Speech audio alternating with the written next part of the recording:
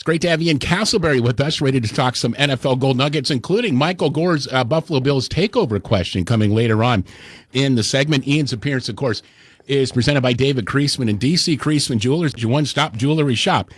Ian, how goes it? It goes very well. Yeah, man. How about you guys? Hey, we're well. Michael's in. He's settled in. He's ready to go. We got some questions. Let's start first with the USFL. I thought we got rid of this league 30 years ago, but it's decided to rear its ugly head, and it's got Fox Sports behind it. But Ian, I wonder if that's still going to be enough to really garner interest in football fans.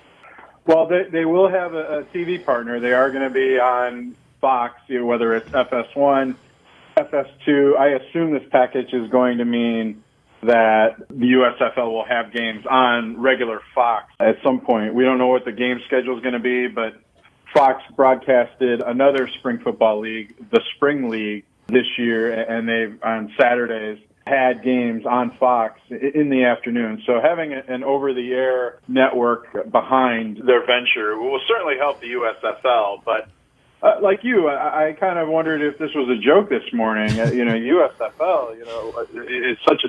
We're talking about something that's nearly 40 years old now, and for anyone to say, well, they have a familiar brand name and the team logos and the team names.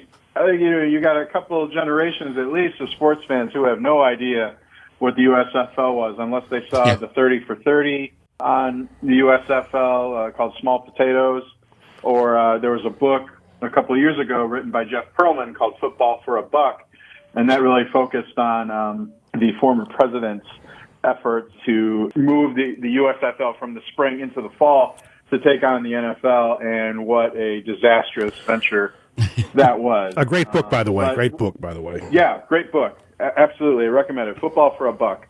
Check that out. Fox really seems to be buying into spring football. They were behind, I believe, the XFL. I think they were a partner with the American or the Alliance of American Football. AAF, yeah. And now this Spring League, which I think – so Fox must think there's an appetite for football, or they are just so interested or desperate to have sports programming in the spring, football programming. On Saturdays, maybe Sundays, May through July, that they're willing to take a chance on these spring football leagues. Yeah, and again, Ian and Mike, to me, it's like minor league football. It's like, gee, after the World Series, guess what? They're going to have the Winter League. Oh, yeah, let's watch AAA baseball players. Great athletes in their own right, but they're not major league players. We're spoiled by the NFL. Only the hardcore fans, Mike, I've got to think, are going to do this, and I'm just wondering, I don't think that's going to be enough to sustain this for, maybe a year, maybe 2 years?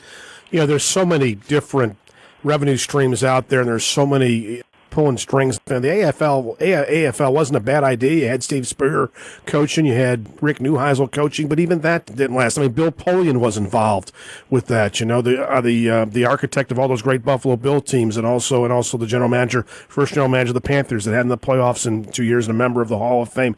They couldn't get that done. Yeah. There's just such a battle for advertising and battle for your time. And are people going to go out to the stadium, pay $30, $40, $50 to watch this? And I just don't know if they will or not. I would think not. And as Yogi Berra once said, if people aren't going to come to the ballpark, how can you stop them? I love Yogi-isms. There's so many. All right, well, we'll move on from that, fortunately. Ian, looks like the Falcons and the Seahawks are talking about a Julio Jones trade. How serious is this?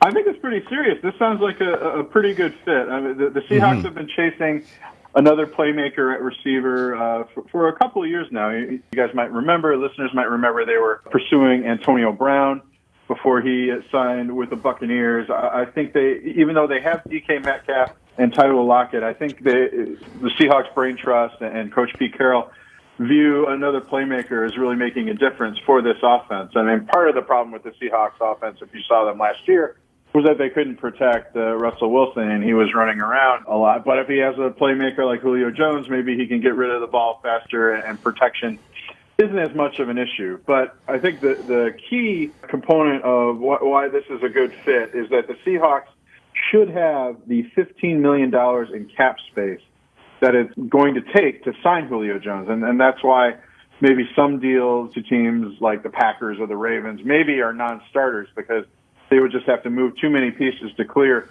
$15 million in cap space. Now, the Seahawks will have to make some moves as well, but as we talked about last week, the cap's going up to $208 million, and the Seahawks should have enough room under that to sign Julio Jones. But it's not going to be that easy because they also face having to re-sign Jamal Adams, decide whether they're going to keep Quandre Diggs.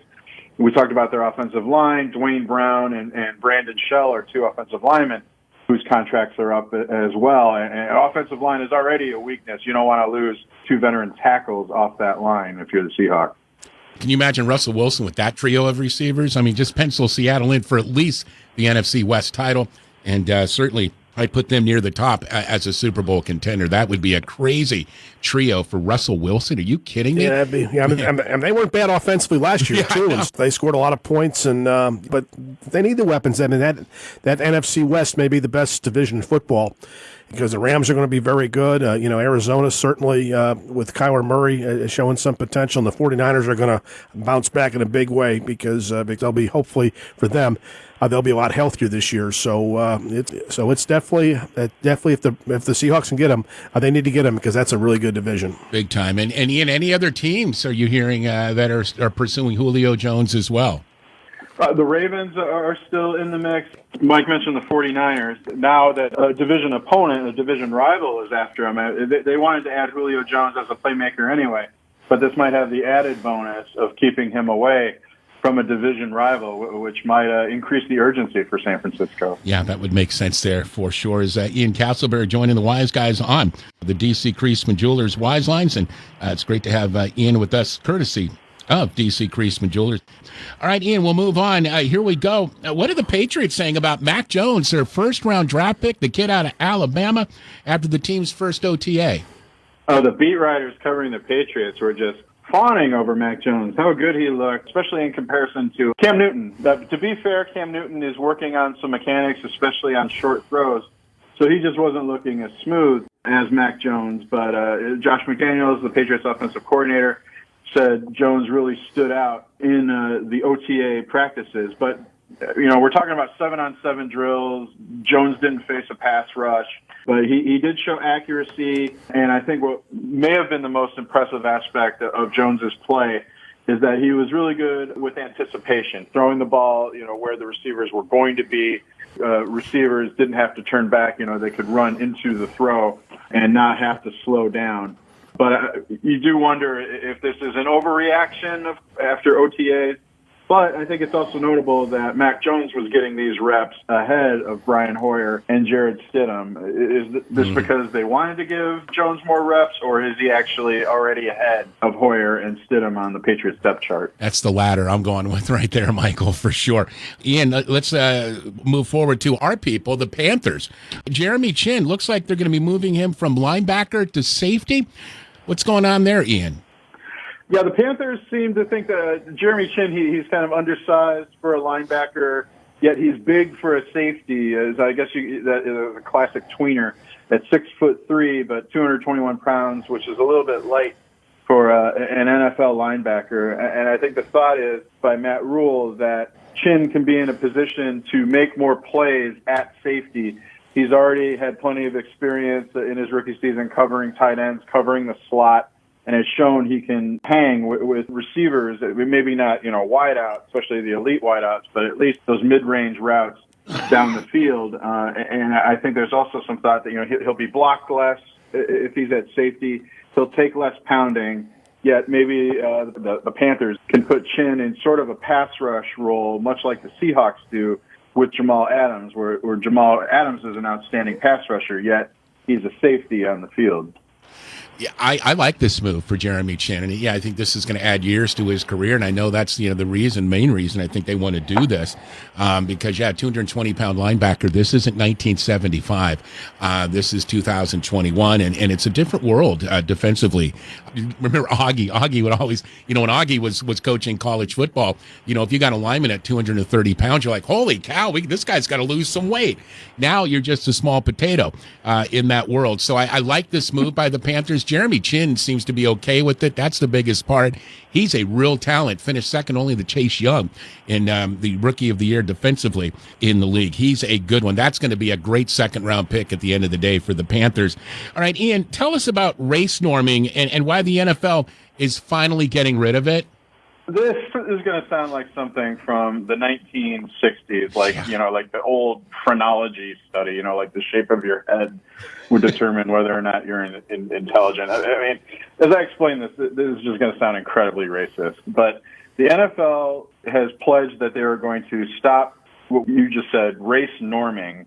And under this philosophy or system, the assumption is that black players started out with a lower cognitive function than white players. And the reason, or at least a lawsuit is alleging that the reason this practice was instituted by the NFL was to show or to make it look as if black players didn't suffer as much of a loss in cognitive function from hits to the head, brain injuries, and wouldn't have to pay out financial rewards in lawsuits or workers' comp, those sorts of lawsuits. But even just explaining what race norming is makes me feel uncomfortable. The whole concept of it is just hugely flawed and racially biased to begin with. Yeah, absolutely, Mike. I'm just stunned to hear this. Like we hear things later on down the road, you go, holy cow, we didn't know that was going on. It's just sickening. It's just,